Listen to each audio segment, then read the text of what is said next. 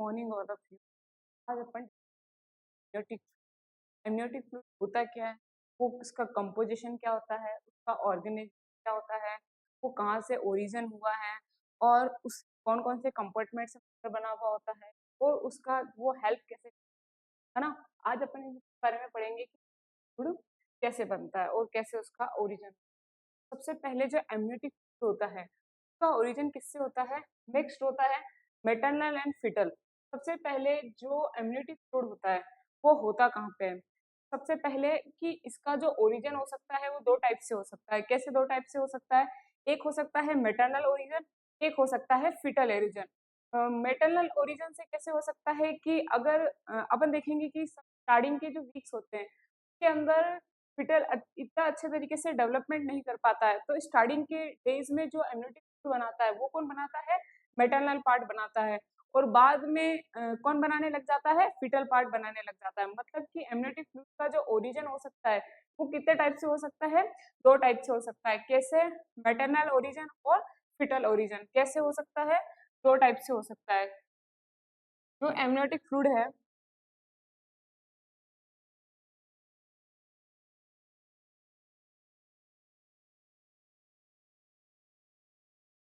Amniotic fluid origin कितने type से हो सकता है, दो टाइप से। एक हो सकता है मैटरनल, एक हो सकता है फिटल। मतलब एक तो मैटरनल पार्ट से हो सकता है, एक फिटल पार्ट से हो सकता है। मैटरनल पार्ट्स में कैसे होगा, स्टार्टिंग के जो फर्स्ट वीक होगा, फर्स्ट से लेके 12 वीक होगा, वो किससे होगा, मैटरनल पार्ट से होगा। कहाँ से होगा, स्टार्टिंग का जो स्टार्ट फर्स्ट टू 12 वीक वो किससे होगा, मैटरनल पार्ट से होगा। किससे होगा, मैटरनल पार्ट से होगा। और बाद में जो होगा वो किससे होगा, 12 वीक से लेके 20 वीक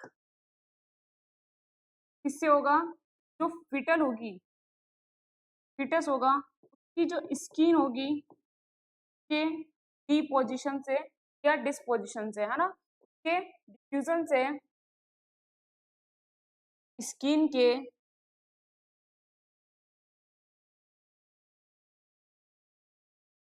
डिफ्यूजन से फिटल पार्ट से बनेगा। और आफ्टर द 20 वीक, है ना, आफ्टर 20 वीक, आफ्टर 20 वीक वो किससे बनेगा, यूरिन के, किसके यूरिन के, फीटस के, फिटल के यूरिन से मिलकर बना होगा। किससे मिलकर बना होगा, फिटल के यूरिन से, फिटल के यूरिन से मिलकर बना हुआ होता है। सबसे पहले अपन ये देख रहे हैं कि एमनियोटिक फ्लूइड क्या होता है। ऐसा फ्लूइड जो कि किसके अंदर पाया जाता है, फिटस के अंदर पाया जाता है, एमनियोटिक फ्लूइड कहलाता है। जो होता है वो किससे मिलकर बना हुआ होता है, दो चीजों से मिलकर बना हो सकता है, या तो फिर मैटरनल पार्ट से मिलकर बना हो सकता है या फिर फिटल पार्ट से मिलकर बना हुआ होता है। अगर मैटरनल पार्ट से मिलकर बना होगा तो वो कैसे बना होगा, मैटरनल पार्ट से मिलकर बना हुआ होगा तो वो मैटरनल प्लाज्मा जो होगा उसका अल्ट्रा फिल्ट्रेशन होगा, उसके द्वारा एमनियोटिक फ्लूइड बनेगा। कैसे बनेगा कि ultra filtration of the maternal plasma. कैसे बनता है इसके अंदर, अल्ट्रा फिल्ट्रेशन, अल्ट्रा फिल्ट्रेशन होगा किसका, ऑफ मैटरनल प्लाज्मा। ठीक है, तो सबसे पहले अपन देख लेते हैं एमनियोटिक फ्लूइड क्या होता है। एमनियोटिक फ्लूइड वो फ्लूइड होता है जो कि क्या करता है, प्रोटेक्शन करता है किसका, बेबी का। और वो क्या करता है, यूट्रस को डिस्टेंट होने से, यूट्रस को डिस्टेंट करता है जिससे फिटल अच्छे से स्टे कर पाए। और क्या करता है, एमनियोटिक फ्लूइड के द्वारा अपन बहुत सारी जो डिजीज वगैरह होती है उनका भी पता लगा सकते हैं। एमनियोटिक फ्लूइड जो होता है वो कहाँ पर प्रेजेंट होता है, जो फिटल होता है और जो प्लेसेंटा होता है उन दोनों के बीच में एमनियोन होती है। एमनियोन के आसपास जो फ्लूइड होता है उसको क्या बोलते हैं, एमनियोटिक फ्लूइड बोलते हैं। और ये क्या करता है, उसको यूट्रस से क्या करता है, डिस्टेंड करता है। उससे पहले एमनियोटिक फ्लूइड जो होता है वो कितने चीजों से मिलकर बना हुआ होता है, दो चीजों से मिलकर बना हुआ होता है। वो दो चीजें कौन कौन सी होती है, फर्स्ट होती है मैटरनल कंपाउंड, सेकेंड होता है फिटल कंपाउंड। अगर वो मैटरनल कंपाउंड से मिलकर बन रहा है तो स्टार्टिंग के जो फर्स्ट से 12 वीक है वो किससे मिलकर बना हुआ होगा, ultra filtration of the maternal plasma. जो मैटरनल है उसके अल्ट्रा फिल्ट्रेशन से बनेगा वो क्या होगा, मैटरनल पार्ट। और आफ्टर द 12 वीक से लेके 20 वीक किससे बनेगा, फिटल की जो स्किन है उसके डिफ्यूजन से। किससे बनेगा, फिटल की जो स्किन है उसके डिफ्यूजन से। उसके बाद में वो किससे बनेगा, आफ्टर द 20 वीक किससे है, फिटल यूरिन से मिलकर बना होता है। किससे मिलकर बना होता है, फिटल यूरिन से। ये है आपका एमनियोटिक फ्लूइड का ओरिजिन। क्या है, एमनियोटिक का ओरिजिन। उसके बाद में आता है सर्कुलेशन। सर्कुलेशन क्या होता है कि the water in the amniotic fluid is completely change and replace in every 3 hour. आप लोगों को ये पता होना चाहिए कि एमनियोटिक फ्लूइड जो होता है उसका क्या होता है, सर्कुलेशन होता है। क्या होता है, सर्कुलेशन होता है। तो जो एमनियोटिक फ्लूइड होता है वो हर एक 3 आवर में क्या होता है, चेंज होता है। क्या होता है, चेंज होता है। मतलब जो एमनियोटिक फ्लूइड है वो क्या होगा कि हर 3 आवर में क्या होगा, चेंज होगा या फिर क्या होगा, रिप्लेस होगा। उसके बाद में आता है volume. Amniotic fluid volume is related to gestational age. Amniotic fluid का जो वॉल्यूम है वो किस पे डिपेंड करता है कि गेस्टेशनल एज क्या है ना, किस पे डिपेंड करेगा कि गेस्टेशनल एज क्या है। इसको आप क्या बोलते हो, एमनियोटिक फ्लूइड। सबसे पहले अपन ने क्या देखा कि एमनियोटिक फ्लूइड क्या है ना, उसका ओरिजिन क्या है। दो टाइप से हो रहा है, एक हो रहा है मैटरनल और एक हो रहा है फिटल। मैटरनल कैसे हो रहा है, स्टार्टिंग के जो 12 वीक होंगे, क्यों, क्योंकि उस टाइम को जो फिटस होता है वो प्रॉपर तरीके से डेवलप नहीं हो पाता है। तो कौन हेल्प करता है उसके अंदर, मैटरनल पार्ट हेल्प करता है। कौन हेल्प करता है, मैटरनल पार्ट। तो जो मैटरनल पार्ट जो होता है उसमें क्या होता है, अल्ट्रा फिल्ट्रेशन होता है। क्या होता है, अल्ट्रा फिल्ट्रेशन होता है। वो भी किसका, मैटरनल प्लाज्मा का। किसका, मैटरनल प्लाज्मा का। उसके बाद में आता है फिटल। फिटल क्या होता है, 12 वीक से लेके 20 वीक तक फिटल की स्किन का क्या होता है, डिफ्यूजन होता है। क्या होता है, डिफ्यूजन होता है। किसका, फिटल की स्किन का। आफ्टर 20 वीक फिटल के यूरिन से बनता है। किससे बनता है, फिटल के यूरिन से बनता है। उसके बाद में अपन ने देखा सर्कुलेशन। सर्कुलेशन मतलब कि जो आप देखोगे कि इसके अंदर जो वाटर होता है एमनियोटिक फ्लूइड के अंदर, इसका रिप्लेसमेंट होता है कितने हावर में, एवरी 3 आवर में। या फिर वो क्या हो जाता है, चेंज हो जाता है। कितने आवर में, एवरी 3 आवर में। उसके बाद में अपन देखेंगे कि एमनियोटिक फ्लूइड का जो वॉल्यूम है वो किस पर डिपेंड करेगा, उसकी गेस्टेशनल एज पर। किस पर डिपेंड करेगा, उसकी gestational as per.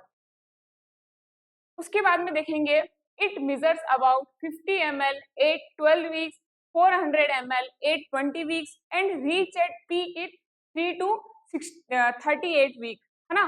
Therefore amount of the डिमनियस थोड़ा कम होगा। कितना होगा, 600 से 800 कहाँ होता है, एट द टर्म होता है। एंड पोस्ट टर्म में वो कितना होता है, वापस बढ़ जाता है। पोस्ट टर्म में क्या होता है, वापस बढ़ जाता है। क्या हो जाता है, वापस बढ़ जाता है या फिर कम हो जाता है, 200 ml हो जाता है। तो सबसे पहले एमनियोटिक फ्लूइड अपन देखेंगे। तो अपन स्टार्टिंग के 12 वीक में कितना दे रखा है अपन को, अमाउंट, है ना, एमनियोटिक फ्लूइड का, जो गेस्टेशनल एज पे डिपेंड कर रहा है। अगर गेस्टेशनल एज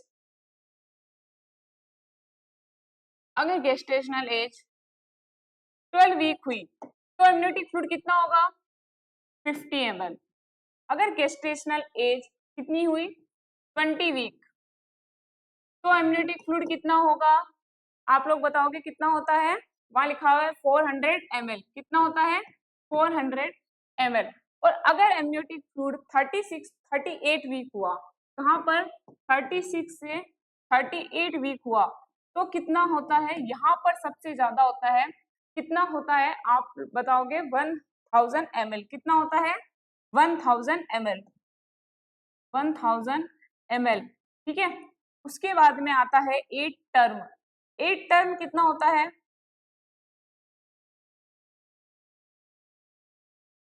8 टर्म कम हो जाता है एमनियोटिक फ्लूइड। कितना रह जाता है, 600 से 800 ml। कितना होता है, 600 से 800 ml। फिर आता है पोस्ट टर्म। पोस्ट टर्म में वो और कम हो जाता है, कितना रह जाता है, 200 ml। कितना रह जाता है, 200 ml, है ना। अब देखो अपन ये देखेंगे,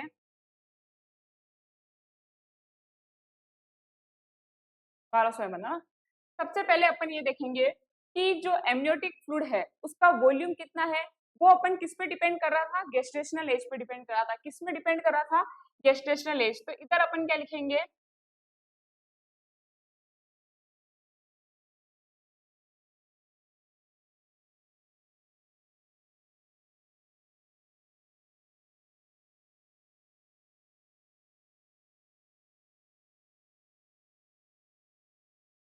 गेस्टेशनल एज, और ये क्या है, वॉल्यूम किसकी, एमनियोटिक फ्लूइड की।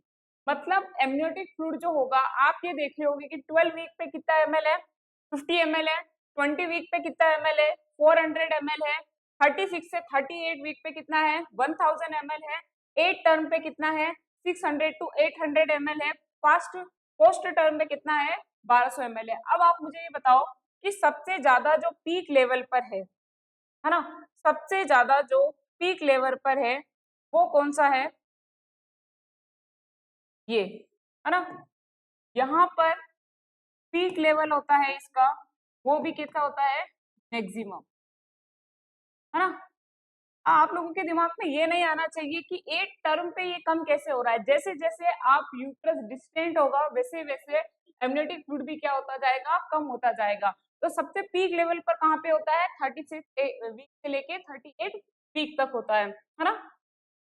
इसके बाद में आता है फिजिकल फीचर्स, देखेंगे अपन एमनियोटिक फ्लूइड के। एमनियोटिक फ्लूइड की स्पेसिफिक ग्रेविटी होती है, कितनी होती है, 1010 होती है ना, कितनी होती है, 1010 होती है। तो एक बार अपन देख लेते हैं कि एमनियोटिक फ्लूइड की ग्रेविटी कितनी होती है, आप इसको थोड़ा सा क्लेरिफाई कर लेना कितनी,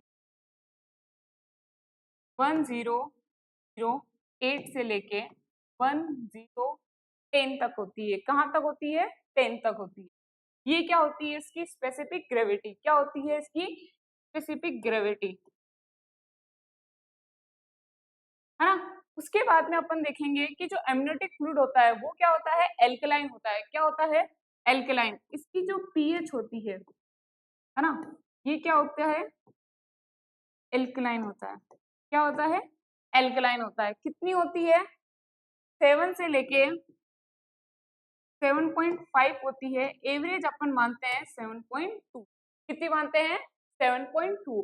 अपन ये देख रहे हैं कि इसका फिजिकल अपीयरेंस कैसा है। उसमें अपन सबसे पहले ये देखेंगे कि एमनियोटिक फ्लूइड की स्पेसिफिक ग्रेविटी कितनी होती है, 1.008 से लेके 1.010 होती है। उसके बाद में अपन इसकी पीएच देख रहे हैं, वो कौन सी होती है, एल्कलाइन होती है, जो कितनी होती है, 7 से लेके 7.5 होती है।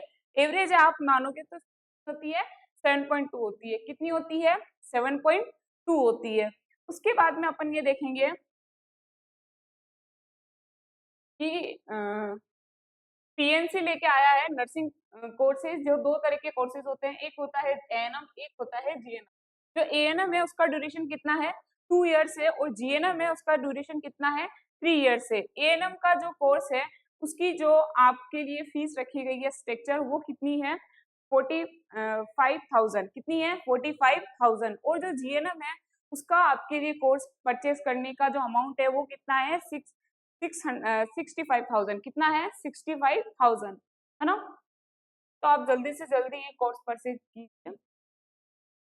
कलर, है ना। अब जो सबसे इंपॉर्टेंट इंक्रीमेंट आता है आपके पास में, कलर। इससे आप ये भी बता सकते हो कि अगर एमनियोटिक फ्लूइड का जो कलर है वो अगर सही नहीं हुआ तो आपको कोई ना कोई डिजीज भी हो सकती है फिटस को। तो सबसे पहले in early pregnancy it is क्या होता है, कलरलेस। नियर टर्म ये कौन से कलर का होता है, पेल स्ट्रो कलर। बाद में ये कौन सा हो जाता है, धीरे धीरे कौन सा कलर का हो जाता है, येलो कलर का। कौन सा कलर का हो जाता है, येलो कलर का। जो कलर होता है इसका, एक आता है इनिशियली, एक आता है एट टर्म। इनिशियली ये क्या होता है, कलरलेस। बाद में कैसा हो जाता है इसका, पेल स्ट्रो, है ना। कैसा हो जाता है, पेल स्ट्रो, या फिर अंबर येलो।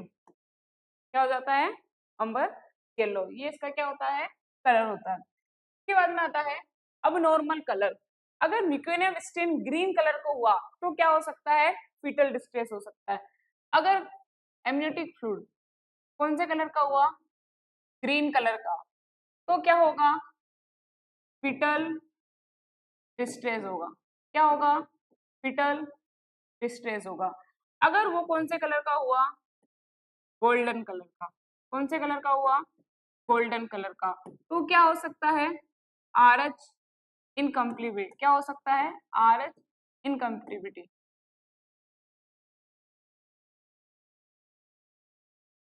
ठीक है। अगर वो कौन से कलर का हुआ, ग्रीनिश कलर,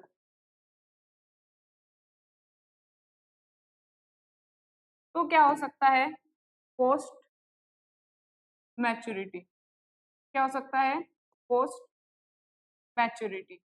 अगर कौन सा हुआ, डार्क कलर, तो क्या हो सकता है, एक्सीडेंटल कॉन्सिलेटेड। अगर क्या हो सकता है, हेमरेज, जो क्या हो सकता है, कंटामिनेशन ऑफ ब्लड। अगर क्या हो सकता है, डार्क ब्राउन, क्या हो सकता है, डार्क ब्राउन।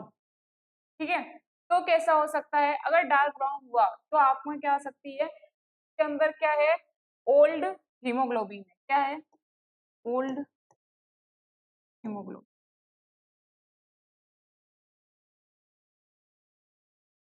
ये क्या है, कलर, ये क्या है, अबनॉर्मल।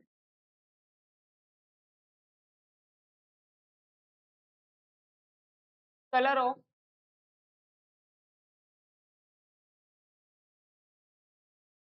फ्रूट।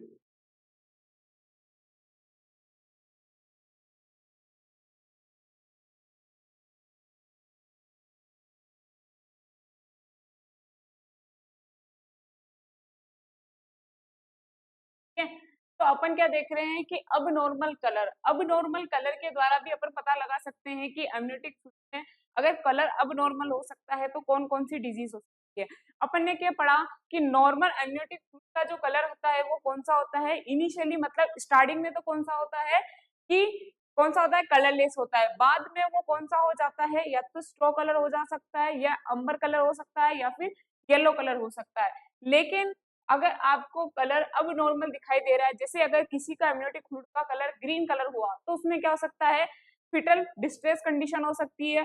अगर गोल्डन कलर हुआ तो क्या हो सकती है, आरएच इनकम्प्लीबिलिटी हो सकती है। ग्रीनिश कलर हुआ तो क्या हो सकता है, पोस्ट मैच्योरिटी हो सकती है। डार्क ब्राउन कलर हुआ तो क्या आ सकती है, ओल्ड हीमोग्लोबिन आ सकता है फिटल का।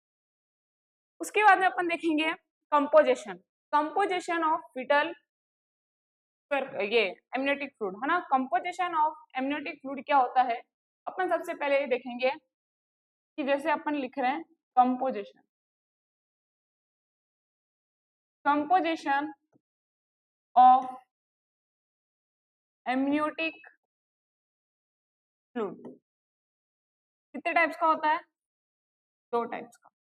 कौन कौन सा, एक होता है वाटर या फिर लिक्विड, एक होता है सॉलिड। क्या होता है, वाटर एंड लिक्विड, एक होता है सॉलिड।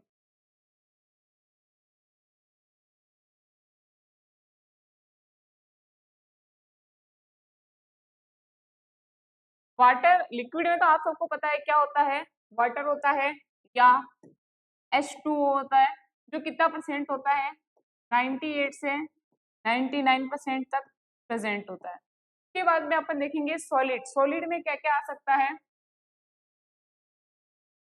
ग्लूकोज, ये सबसे इंपोर्टेंट होता है, एग्जाम में भी पूछा जाता है कि ग्लूकोज कितने अमाउंट में होता है। एक होता है यूरिक एसिड, एक होता है यूरिया, एक होता है क्रिएटिनिन, एक होता है क्रिएटिनिन, एक होता है लिपिड, और क्या होता है, एमिनो, एमिनो एसिड और प्रोटीन। क्या होता है, एमिनो एसिड, और क्या होता है, प्रोटीन। क्या होता है, प्रोटीन।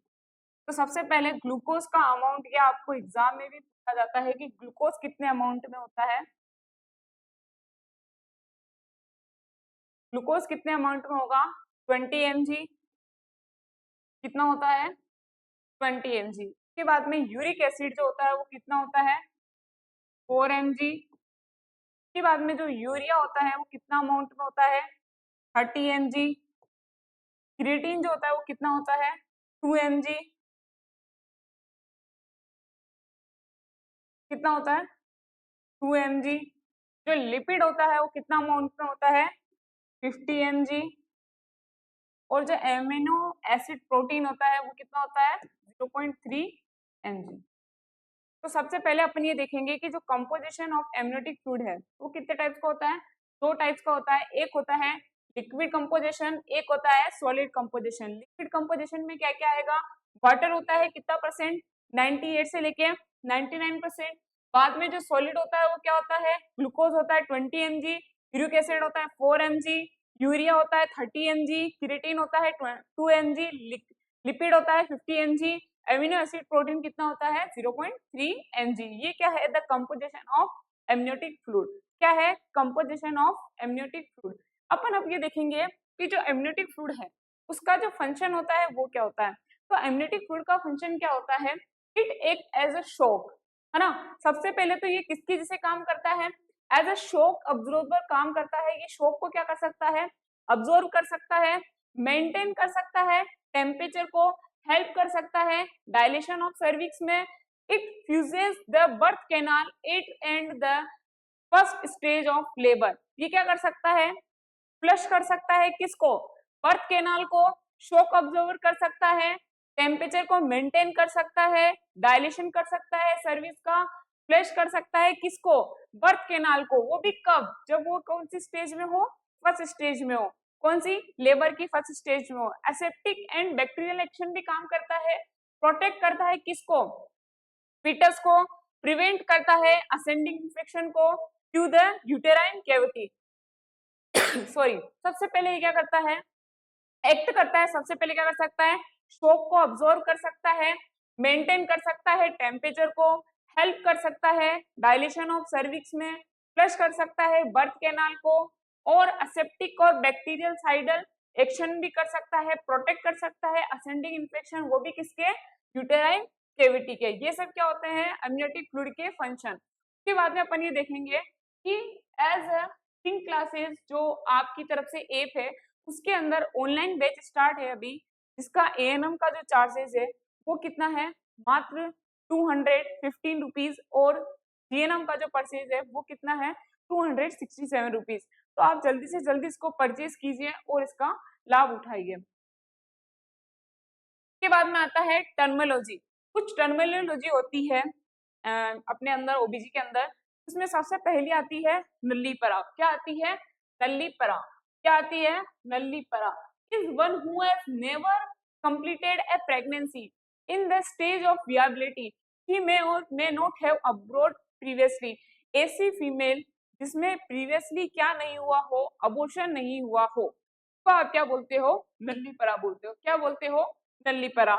नल्ली ग्रेविडा मतलब क्या होता है कि वह एक बार, ग्रेविडा मतलब क्या होता है, प्रेग्नेंट लेडी।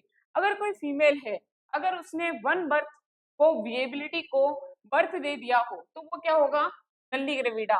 प्राइमीपरा क्या होता है, is one who has deliver one viable child, मतलब उसने एक कैसे बच्चे को जन्म दे दिया हो, वो कैसा हो, जिंदा हो। Parity is not increase even if the foetus are the many, twins या ट्रिपल्स। फिर आता है primigravida is one who is pregnant for the first time, जो पहली बार प्रेग्नेंट होती है उसको अपन क्या बोलते हैं, प्राइमरी ग्रेविडा बोलते हो। मल्टी ग्रेविडा किसको बोलते हो, अगर उसने जो बर्थ है वो 2 या 3 या मोर देन बर्थ चाइल्ड को बर्थ दिया हो तो उसको अपन क्या बोलते हो, मल्टी ग्रेविडा बोलते हैं। क्या बोलते हैं, मल्टी ग्रेविडा। मल्टीपेरा क्या होता है, is one who has completed 2 और more pregnancy to the stage of viability और मोर। अगर कोई भी लेडीज है उसने 2 या मोर प्रेगनेंसी में क्या कंप्लीट की है विएबिलिटी को, है ना, तो उसको आप क्या बोलोगे, मल्टीपेरा बोलोगे। A participant is a human in a labor. A purifier is a human as a just given birth. Puerperal, है ना। ये था आपका amniotic fluid. Thank you so much.